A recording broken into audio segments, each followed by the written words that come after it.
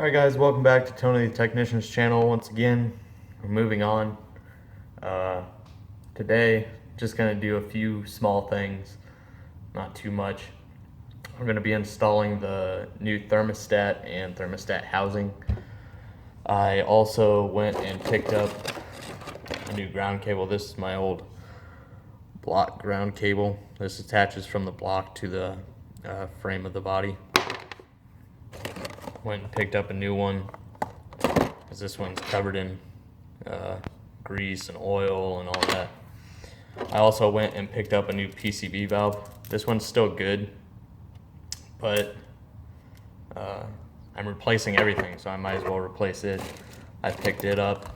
It's for I had to look it up for the engine to make sure I got the same one as this. This is for a 1975 Nova SS 350 small block Gen 1. But its part number is PCV 1225DL. That was only like $3. This ground cable was $5. And I also picked up new spark plugs, which is AC Delco R44T. I think it was $20 for all of them. And then I picked up my oil filter. They didn't have the oil I wanted, so I'm waiting on that. Probably gonna have to order it. Got the O-ring for the PCV valve. This is just the original one that was in my other valve cover, but I know it works. I already test fitted it, so that's good. Now with installing the thermostat, I got, it's a 180-degree one. The old stock one I believe was 190, but I want to run it around 180, keep it around there. Its part number is 15358, and I can't remember what that ran me. It wasn't very much. It's in the block right now. So when you're installing your thermostat, you want to make sure it sits like this. This spring side goes inside the intake manifold.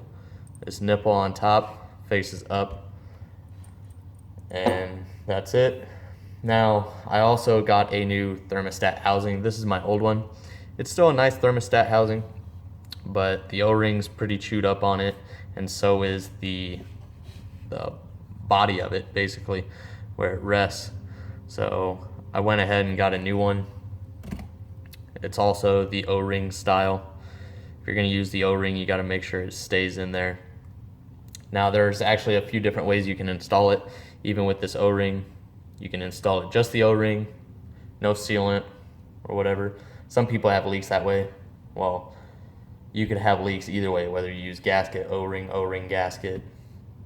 It doesn't matter. There's a possibility of a leak, so you want to make sure it's good and sealed tight. Some people will take the O-ring out and just run their gasket with RTV on both sides. Some people won't even use RTV or sealer. Some people will run just the O-ring, and then some people run the O-ring and the gasket.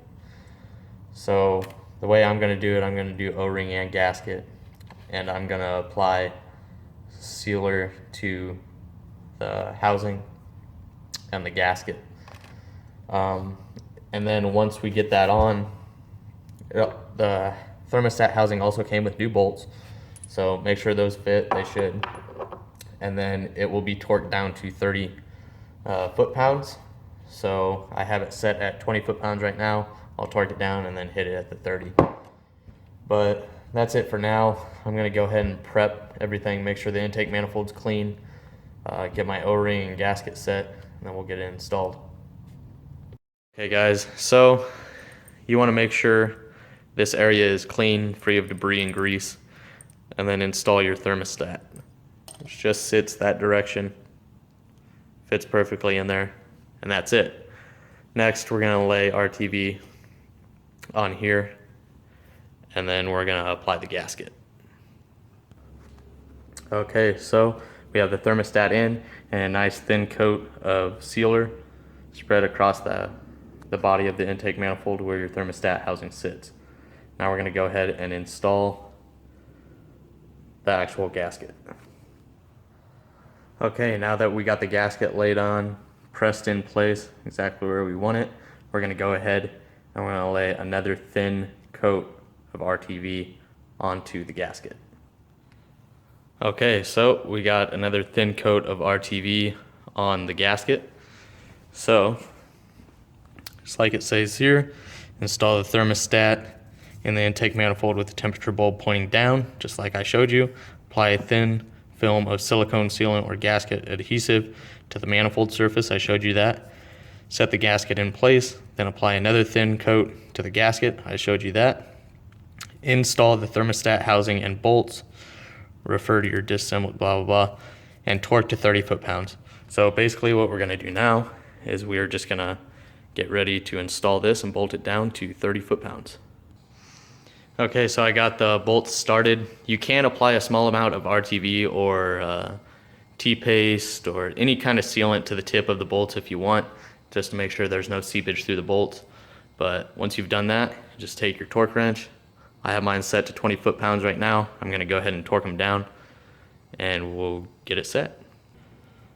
Okay, so there it is. It's torqued down to 30 foot-pounds. I double checked the torque and they're both set at 30 foot-pounds. There I should have a good seal without any issues of a coolant leak. So next I'm just gonna be installing, oh, another thing I wanted to show you. I did install my dipstick. As you can tell, the top got a little bit chewed up just from putting a wrench over it and hammering it in. I couldn't get it in at first. Talked to my father, he actually recommended freeze off. I sprayed the part that goes into the block. I sprayed that end and let it get really cold, shrunk it up enough to get it in there, and when I started hammering it down, went in just fine. I did put a little bit of RTV around the base, and that was pretty simple. So thanks to him, I got that in pretty easily. But now I'm just gonna go ahead and install this grommet in the passenger side valve cover. There you go. That's where this PCV valve is actually going to sit. Let me open this real quick.